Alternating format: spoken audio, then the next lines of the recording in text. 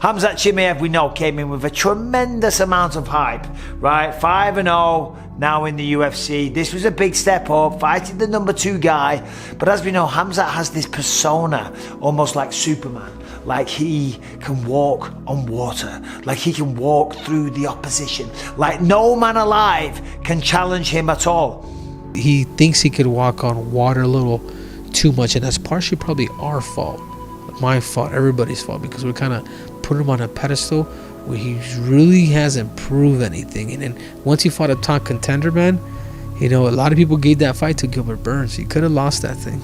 This kid, you get a kid like this that comes in and has all this hype and everyone talking about him. This is great. It's great for the sport. It's great for guys like myself. It's very good.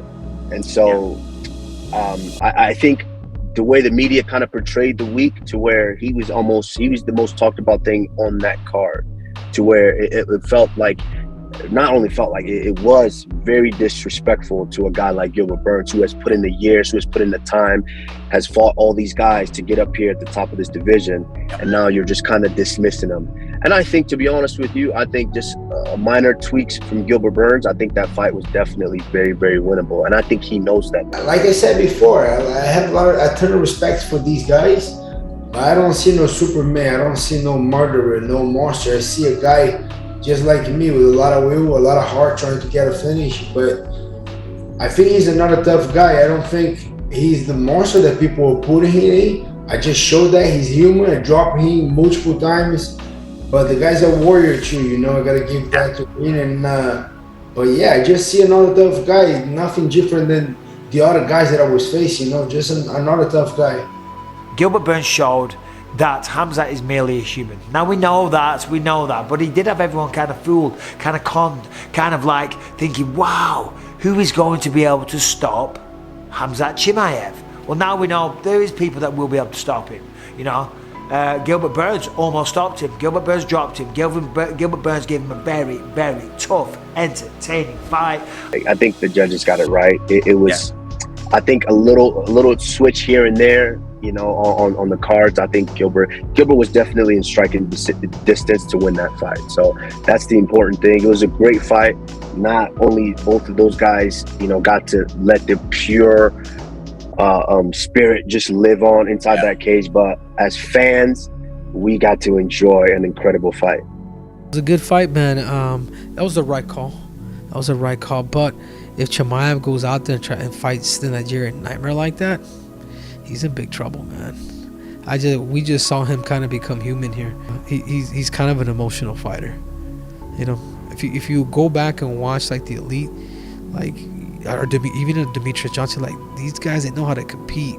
They know where they're not freaking like, you know. It's okay, you won the fight, but at the same time, it's like, hey, dude, you're starting to expose yourself. If I'm being honest, I honestly give him more value. It's so absurd that people are saying he was exposed. Exposed for what? Exposed for what? You just got in the game, right? Your highest level fight was against Li Jingliang, and because of the way that you beat him, you got pushed all the way up the rankings to the number 2 guy in the world, who had just beaten Stephen Wonderboy Thompson, who had fought for the championship against Kamaru Usman. He was not exposed. If anything, he was proven further to be a guy that is very dangerous as he gets closer and closer to the top of the division. If you're a fighter, you've got to be able to be a good hammer and a good nail. Some people can go out there and they can bust people up. They can smack them, they can wrestle them, they can choke them out, all the rest of it, okay? They can dominate.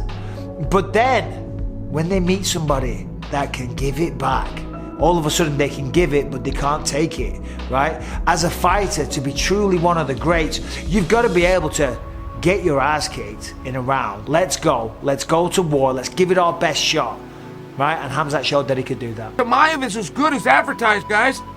There's a number of fighters who have come through, some of them as red hot as Chimaev, that understood aggression.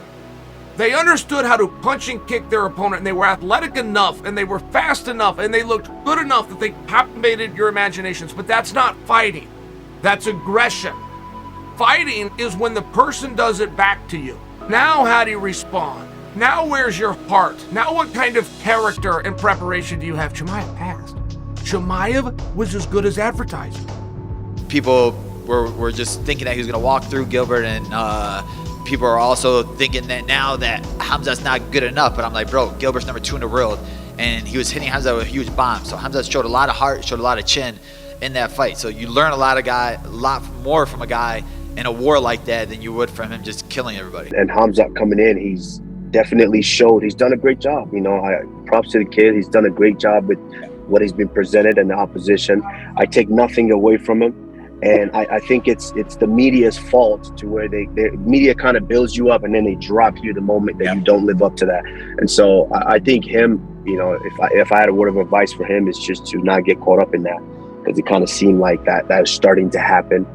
But don't get caught up in that, because, you know, not every day is your day. At one point, you know, someone's going to come in and it's going to be their day.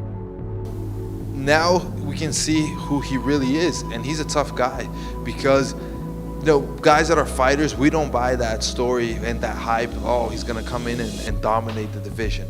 I actually thought he was gonna have, you know, a really hard time and maybe be finished by Gilbert, and he was able to survive and put Gilbert in danger.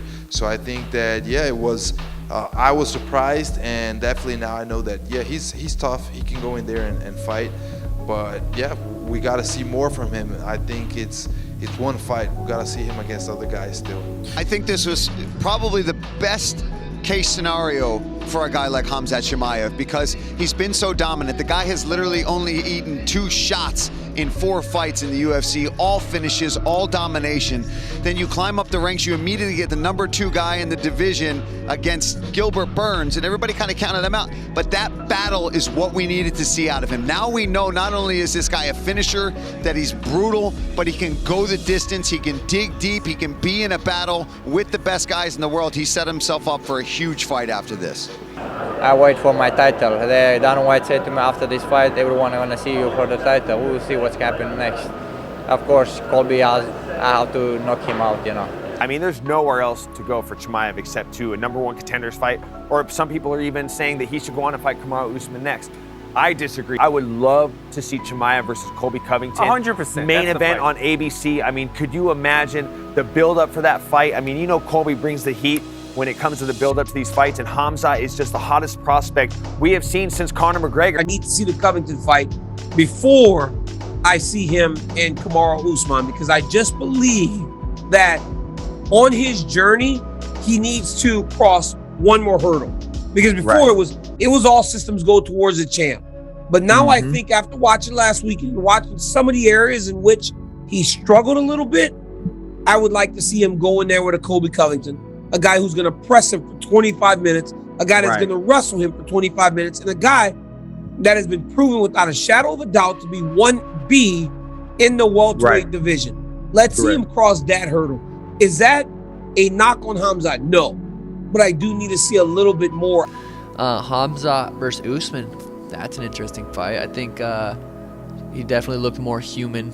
Gilbert, you know, dropped him, you know, drug him through the, made him show his heart a little bit, and I don't know. We'll see. I don't think Khamzat Colby's next. I don't know. I think a lot of people are gonna try to steer clear of Khamzat. It was good to see Khamzat go through that fire, if you will, and come out, you know, with the same energy and the same vigor that he's had going in. So I guess the guy's riding high right now, as he should be, and especially after beating Gilbert, puts him in a position to fight for that title at welterweight. Now, when you're talking about him coming to middleweight, now you're putting him in my crosshairs, if you will.